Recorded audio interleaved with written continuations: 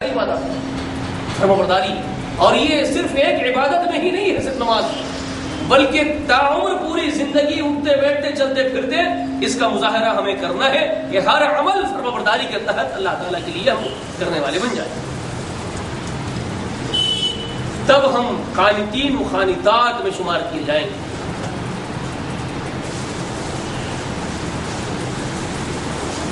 یہ صرف اسلام کا دعویٰ کہ ہم مسلمان ہو گئے، ہم ایمان لے آئے، یہ صرف دعویٰ کر لیں اور پھر عملی زندگی بالکل اس سے بالکل دور کا تعلق نہ ہو، نہ وہ اسلام ہے حقیقت میں، نہ وہ ایمان ہے، تو نفاق ہے،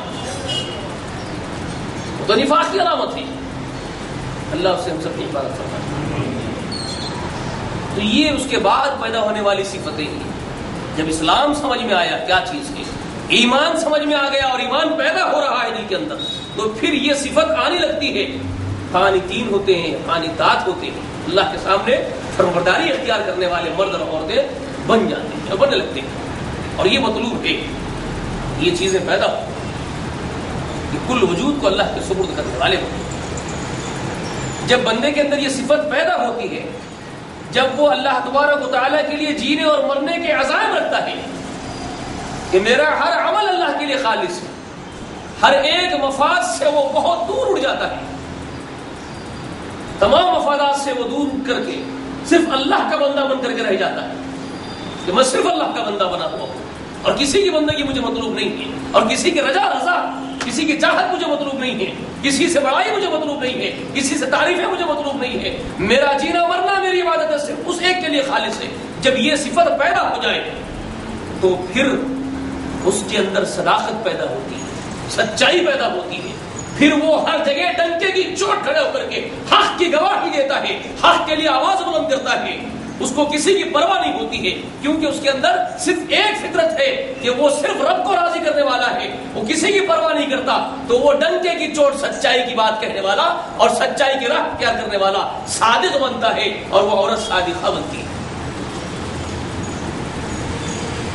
اگر مفاد باقی رہ جائے، کوئی اور چیز اگر دل کے اندر نیت کے اندر باقی ہے، تو پھر سچائی ہرگز دل کے اندر پیوست نہیں ہو سکتی، ختم نہیں ہو سکتی۔ کیا جب بندہ چاپلوسی کرنے لگتا ہے تو یقیناً وہ توکل کے منافی ہی عمل ہوتا ہے جب وہ چاپلوسی کرتا ہے۔ یاد رکھیے، اگر خالص اللہ پر توکل کرنے والا ہوگا، اس کا یقین کامل اللہ تعالیٰ کے ساتھ جڑا ہوا ہوگا، تو وہ کسی فرد کی چاپلوسی اس لیے نہیں کرے گا کہ اس کو اس فرد سے نہ کچھ مطلوب ہوگا، نہ اس سے اس کا کوئی غرض ہوگی، نہ غائط ہوگی۔ وہ ہر بات پر یہی کہے گا کہ میرا کرتا دھرتا، میری بگڑی بنانے والا، سنوارنے والا، بگاڑنے والا سب وہ ایک ہے، اکیلا ہے، تو تو مجھے دے گا کیا اور تجھ سے مجھے مطلوب کیا ہے؟ تو چاپلوسی کرے گا کیوں؟ کسی کی بڑے سے بڑے ترنچی اور بادشاہ کی بھی چاپلوسی نہیں کرے گا۔ تو وہ جب بھی کوئی بات بولے گا، حق بات بولے گا اور ڈنکے کی چوٹ سچی بات بولے گا۔ جب یہ قناعت پیدا ہو، خنوع پیدا ہو، اللہ تعالیٰ کے لیے فرمانبرداری اختیار کرنے والے بن جائیں، تو سچے خود بخود بن جاتے ہیں، کیونکہ کوئی اور چیز مطلوب ہوتی ہی نہیں نا، کسی سے کوئی غرض ہی نہیں ہوتی، تو پھر کیا بولیں گے؟ سچی بولیں گے، جو بولیں گے سچ بولیں گے۔ تب جا کر کے سچے مرد اور عورتیں اللہ کے یہاں شمار ہوتی ہیں، تب یہ پیدا ہو، صداقت پیدا ہو، صادقین و صادقات بنتے ہیں۔ کب؟ جب خنوع کامل ہو۔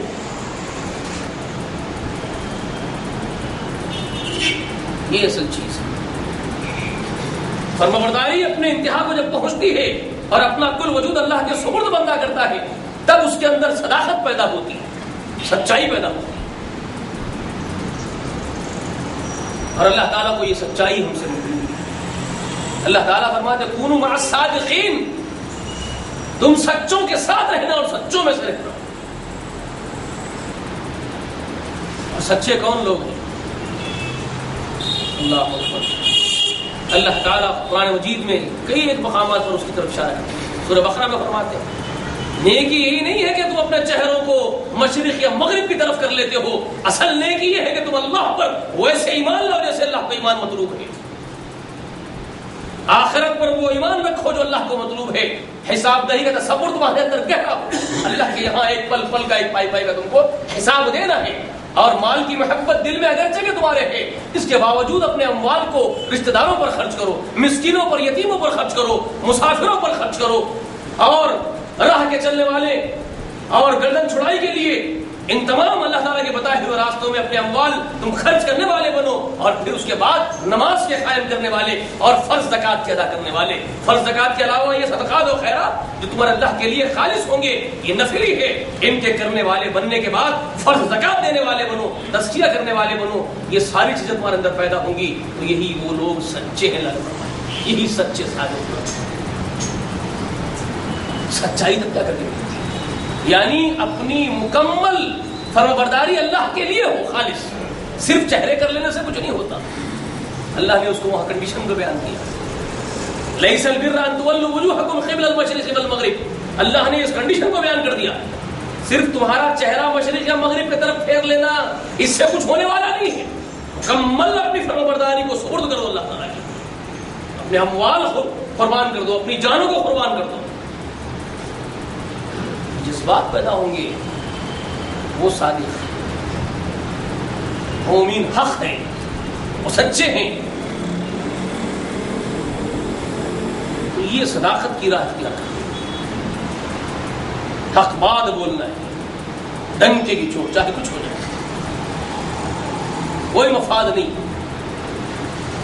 صدق کی راہ اختیار کرنی، تب جا کر کے صدیقین میں لکھے جائیں، صادقین میں آئیں، کیا ایسے ہی آ جاتے ہیں؟ ساری دنیا ایک طرف تھی، پورا معاشرہ ایک طرف، ماں باپ بھی ایک طرف، اہل و عیال ایک طرف، خاندان قبیلہ ایک طرف، پوری قوم ایک طرف، آقا علیہ الصلوۃ والسلام کے دوست صدیق اکبر ایک طرف اکیلے، اور سچائی کی آواز بلند کر رہے ہیں، کسی کو خوف نہیں۔ اور جی لوگ مار مار کے بے ہوش کر دیے، زخموں سے چور چور ہو گئے، قبیلے کے لوگ آ کے اٹھا کے لے گئے، کندھوں میں ہاتھا دے کے لے جا کے لٹائے، پانی نہیں چھڑکے، بہت دیر کے بعد میں ہوش آیا، ہوش آتے ہی بولتے میرے حبیب محمد کہاں ہیں صلی اللہ علیہ وسلم، وہ کیسے ہیں، کس حالت میں؟ لوگ بول رہے اب بھی تم کو ان کی پڑی ہوئی جی، اب بھی وہی بات، مگر نکل رہا ہے زبان سے تو حق ہی نکل رہا ہے، وہاں بھی وہی کہتے ہیں اشہد اللہ الہ الا اللہ، میں گواہی دیتا ہوں اللہ کے سوا دوسرا کوئی معبود ہے نہیں، حق کی بات، حق کی گواہی، محمد رسول اللہ، محمد اللہ کے رسول ہیں صلی اللہ علیہ وسلم، مجھے ان سے پہلے ملائی ہے تبھی کچھ کھاؤں گا اور پیوں گا، ورنہ نہیں کھاؤں گا، مر جاؤں گا۔ مجبور ہو کے گھر والے لے کے کہ چلو بھائی بدتر ملائے تو کھاتے نہ تو نہیں مر جاتے تھے، یا کہ ملاقات کر کھاتے۔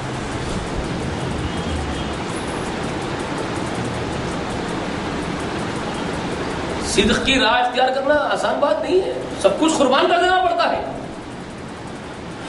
سب کچھ لٹا دینا پڑتا ہے صاحب۔ حضرت بلال رضی اللہ تعالی عنہ سچائی پر قائم ہے، صدق کی راہ پر گھسیٹے جا رہے ہیں، پتھرے سینے پر رکھے جا رہے ہیں جی، سچ کی گواہی دے دی ہے نا، صرف صدق کی سب سے بڑا کیا ہے، سب سے بڑا صدق کیا ہے، سچائی کیا ہے؟ شہید اللہ انہ لا الہ الا، اللہ خود اس بات کا گواہ ہے کہ اس کے سوا کوئی دوسرا معبود نہیں ہے، سب سے بڑی گواہی سچی گواہی ہی خود اللہ کی گواہی ہے، شہید اللہ انہ لا الہ الا الہ، اور والملائکہ، اور پورے فرشتے جتنے بھی ہیں سب اس کے گواہ ہیں یہ سچائی کے کہ ایک اللہ کے سوا کوئی دوسرا معبود نہیں، وَأُولُو الْعِلْمِ قَائِمًا بِالْقِسْطِ، اور وہ تمام ایمان والے جو سچائی پر قائم ہیں، صدق پر، انصاف پر، عدل پر جو قائم ہے، کہ اللہ کے سوا کوئی معبود نہیں، وہ الملک الحق، وہی بادشاہ حق ہے، یہ حق کی گواہی دینا سب سے بڑا سچ صدق۔ صحابہ کرام کی زندگیاں دیکھیے، جب انہوں نے یہ صداقت کی بات کی تو صرف ایسے ہی نہیں بلکہ اس کے اوپر ڈٹے رہے، سچائی کی راہ اختیار کر لینے کے بعد، سچے ہو جانے کے بعد اور سچ کی گواہیاں دینے کے بعد لوگ پھولوں کے ہار، مٹھائی کے ڈبے لے کے پیچھے نہیں بھاگیں گے ہمارے، یاد رکھیں یہ راستے بڑے دشوار ہیں، یہ گھاٹیاں ہیں، اللہ کی وحدانیت کی آپ نے گواہی دی ہے. تو کیا لوگ یہ سمجھتے ہیں کہ صرف لا الہ کہنے سے چھوڑ دیے جائیں گے؟ اللہ فرماتا ہے نہیں، ابھی تو اللہ نے آزمایا ہی نہیں ہے. کہاں تک رہ سکتے ہیں قائم اس گواہی پر؟ یہ کوئی معمولی گواہی نہیں ہے، سچی گواہی، صدق کی راہ. جب صادقین و صادقات بنے ہو تو پھر اور بھی کچھ مطالبے ہیں تم سے، تاکہ وہ صابرین و صابرات میں شمار تو کرا کے دکھاؤ. صادقین و صادقات کے بعد صابرین و صابرات تو بنو، استقامت تو پیدا کرو. آپ نے سب سے بڑا سچ اپنی زبان سے کہہ دیا ہے، اور سب سے بڑا سچ کیا ہے؟ ان الذین قالوا ربنا اللہ. یہ سب سے بڑا سچ ہے جن لوگوں نے اپنی زبانوں سے کہا کہ ہمارا رب اللہ ہے. یہ سچ کی گواہی انہوں نے دی، یہ صدق کی راہ انہوں نے اختیار کر لی. صادقین میں سے ہوئے کہ انہوں نے سچی گواہی دی ہے کہ اللہ ان کا رب ہے. مگر یہ ایسے ہی نہیں ہے کہ صرف زبان سے بول دیے اس کے بعد کچھ بھی ہو جائے. ثم استقاموا، پھر استقامت اور صبر کا مظاہرہ، یہ بہت ضروری ہے تمہارے. کہ ہم دیکھنا چاہتے ہیں کہ تمہارے اندر صبر اور استقامت استقلال کتنا ہے، کتنا تم اس کے اوپر ڈٹ سکتے ہو.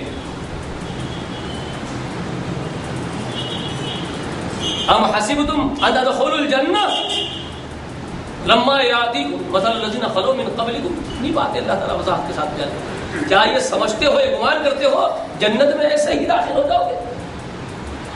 ابھی تم پر وہ چیزیں، وہ مصیبتیں، وہ پہاڑ نہیں ٹوٹے ہیں جو تم سے پہلوں پر ٹوٹے تھے. پہاڑ مصیبت ہوں گے. مستهم البأساء والضراء، ان پر مصیبتیں، تکلیفیں، بیماریاں، آزمائشیں، بڑی بڑی آزمائشیں توڑ دی گئی لوگوں کی. اور وزلزلوا فرمایا، اور ہلا دیے گئے، زلزلہ آ گیا ان کے پیروں کے نیچے. حتی یقول الرسول